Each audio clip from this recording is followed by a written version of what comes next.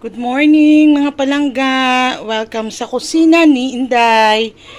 So anong meron tayo ngayon? Sinipag na naman po ako mag-video, hindi po mag-video kasi yung luto araw-araw po yan. So meron ako ritong pinakuluang munggo. Yan, so konti na lang tubig, magdadagdag lang ako. Hahaluan ho natin, hindi ho ako magigisa kasi hindi pwede kay tatay ang mamantika. Ako na rin, nagkakaedad na, so iwas-iwas na rin sa mga gisa-gisa. So ang munggo naman, pwede yan, hindi siya kontra sa mga aray-aray. Hindi siya yun bang sa, 'di ba, pag may arthritis or ano, masakit siya, kaya pala siya nagkakaganon, tumataas ang uric ng munggo. Pag sinahugan natin ng karne, baboy, or anything. Pero yung manok pwede siya, basta breast part lang.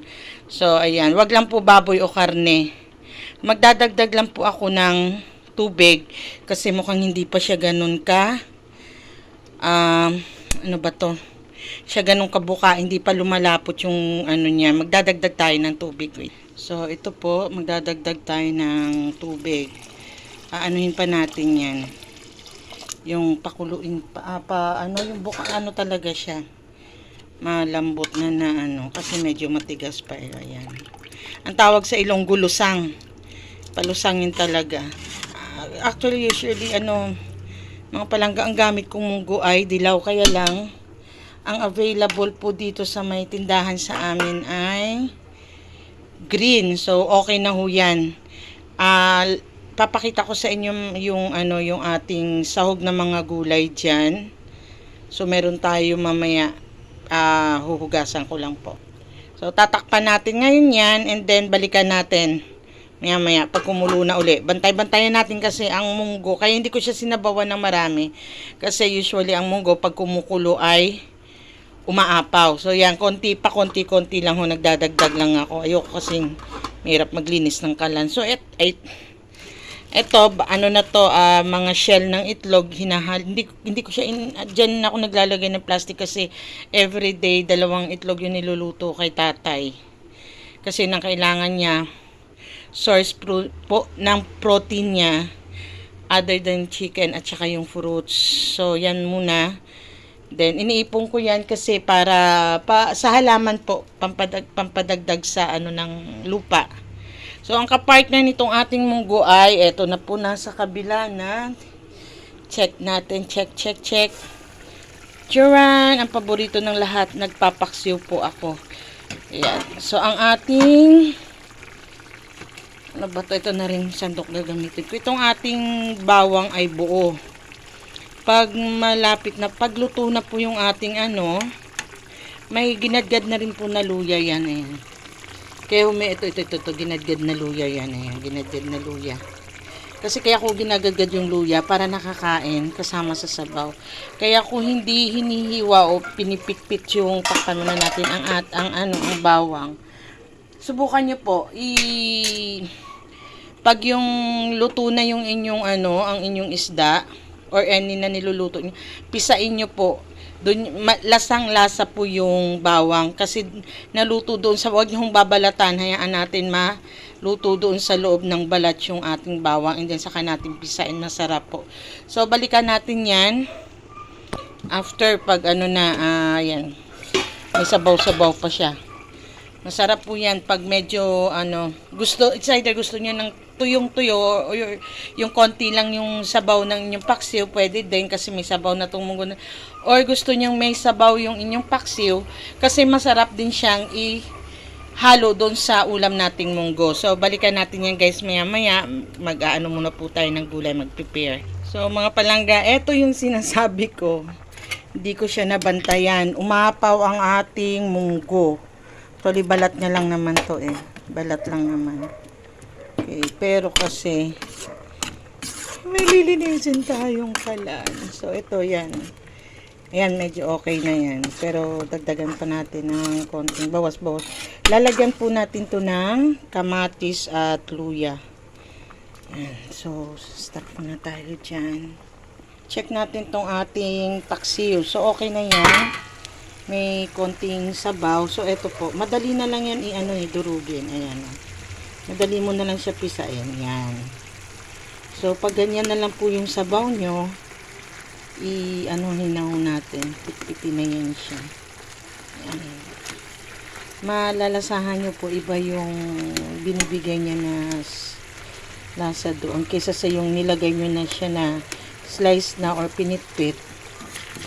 Ayan. Okay na po yan. Yan. Tingnan nyo lumapot yung ating sabaw. Nung inanon ko yung bawang. So, yan. Ganyan na siya. Okay na po yan. Natimpla na natin yan sa asin. May sibuyas. Wala palang sibuyas to. Luya na ginagad. Grated luya.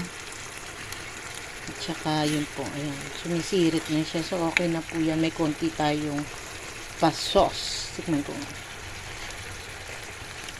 Sarap. Lasang-lasa po yung bawang. So, tatakpan na natin yan. Dito na tayo kay munggo.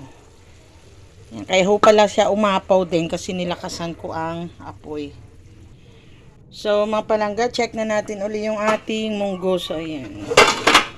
Halos wala na siya. Konti na lang yung tubig. Okay na po yung sabaw na yan.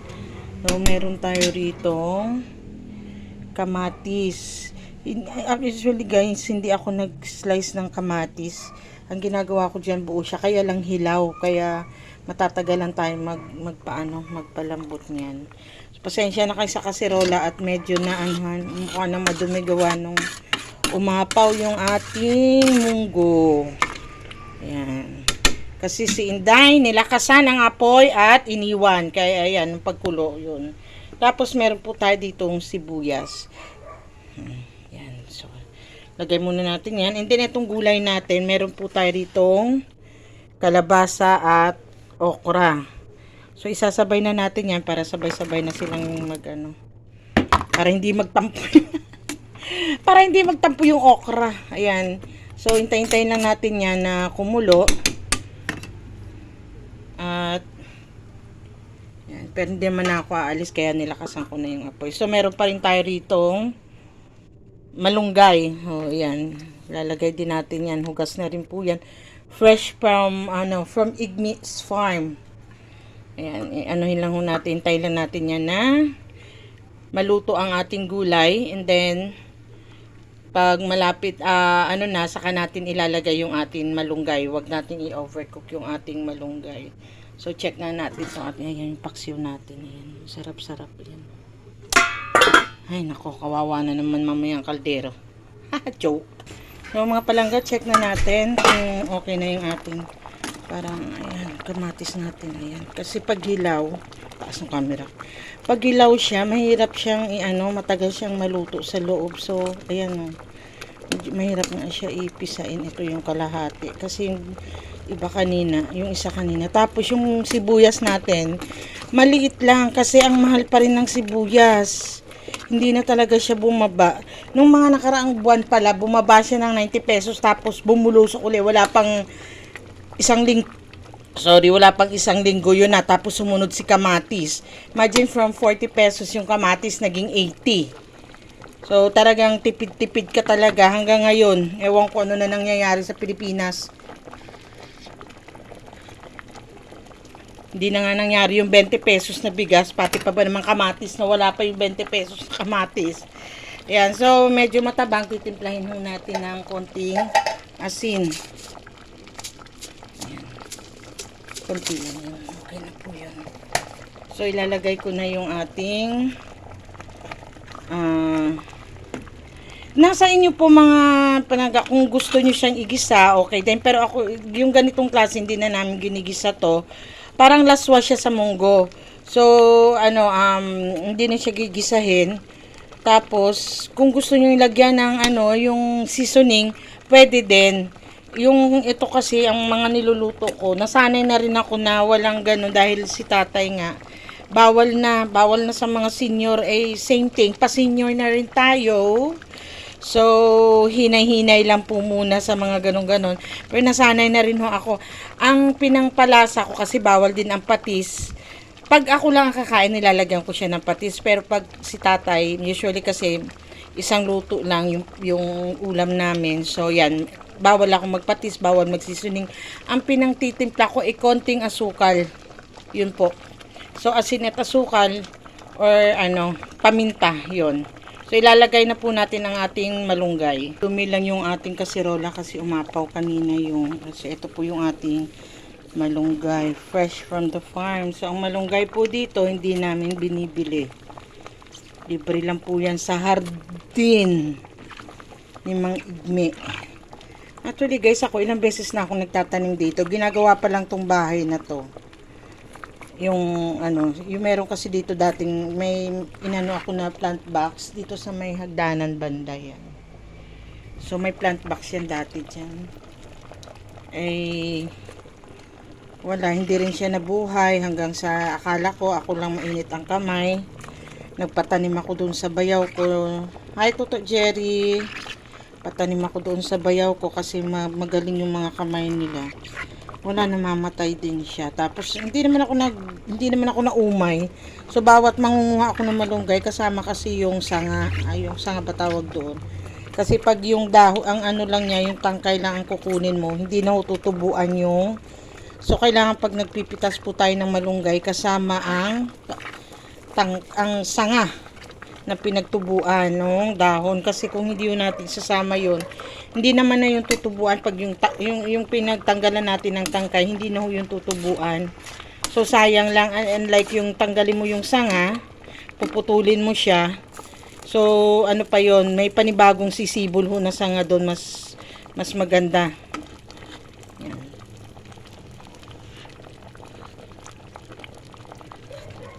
Ang sarap.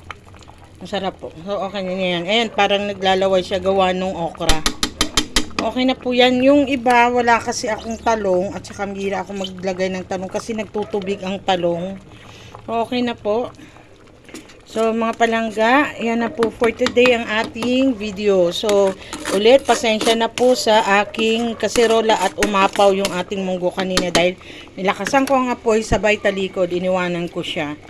Nagsabi-sabi pa ako na paunti-unti lang. Tapos yung pala umapaw din. Mga palangga, ang munggo sa amin, marami kaming paraan ng pagluluto sa munggo. So, natry na natin dito yung munggo na merong, patayin ko na ha. Natry na natin yung munggo na merong puso ng saging at saka yung burong baboy. Yung masarap doon yung liempo. So, mo yun, parang itatapa mo siya, pero hindi siya tapa kasi hindi siya binibilad sa araw or binababad sa toyo. Ibuburo mo siya sa asin. Siguro for a week or 2, mas matagal, mas masarap. And then yun ang pinangsasahog namin. So lang yun, puso ng saging at saka munggo din, igigisa po yun. Ginigisa siya. Masarap siya. Kung gusto niyo lagyan din ng kalabasa, pwede din namang, kung ayaw nyo, pwede din namang hindi. Wait lang, sasara natin to. So, mga palangga, yun muna for today ang video natin. Sana may bago tayong natutunan sa kusina ni Inday. And then, please, don't forget to like, share, and subscribe. Paki-share na rin po, paki-hit na rin yung notification bell para na-update tayo sa paminsan-minsang pagluluto ni Inda, pag-video ng mga niluluto ko. Everyday naman ako nagluluto, kaya lang talagang yung time limited lang kasi may alaga pa tayo. So, yun po. Yun lamang for today. Thank you po. Thank you for watching. Salamat. Sa sunod naman, ibang luto naman sa sunod. Bye!